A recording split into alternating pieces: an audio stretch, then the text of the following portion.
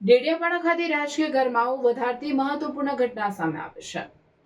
આ બેઠકમાં નર્મદા જિલ્લા ભાજપના પ્રભારી અર્જુનભાઈ ચૌધરી અને જિલ્લા ભાજપ પ્રમુખ નીલભાઈ રાવ ખાસ ઉપસ્થિત રહ્યા હતા।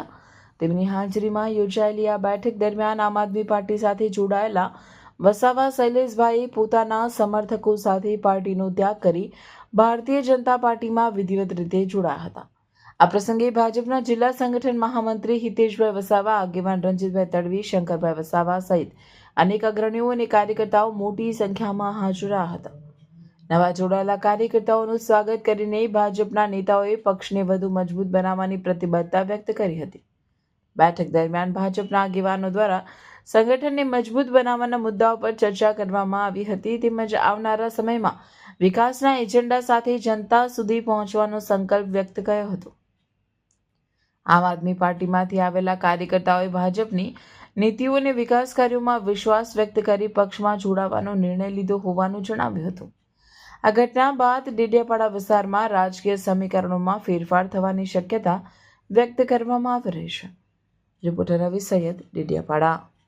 કે આમ આદમી પાર્ટીમાં જોડાયા પછી જે લોભામણી લાલચ આપી અને આ આપણા સમાજનું આવું કરીશું તેવું કરીશું એવી રીતે અમને આમ આદમી પાર્ટીમાં અમે જોડાયા।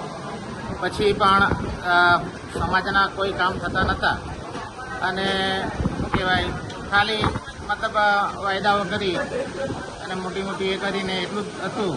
પછી એની સાથે રહીને પછી મને એવું લાગ્યું કે આ તો ખાલી શું કહેવાય કોણીએ ગોળ લગાડવા જેવું છે, એટલે પછી મને એવું લાગ્યું એટલે મને ફાવ્યું નહીં એટલે પછી હું આમ આદમી પાર્ટી છોડી દીધી અને આજે પાછા હિતેશભાઈ, રાજભાઈ, અર્જુનભાઈ, નીલભાઈ રાવની અધ્યક્ષતામાં હું પાછું ઘર વાપસી કરું છું।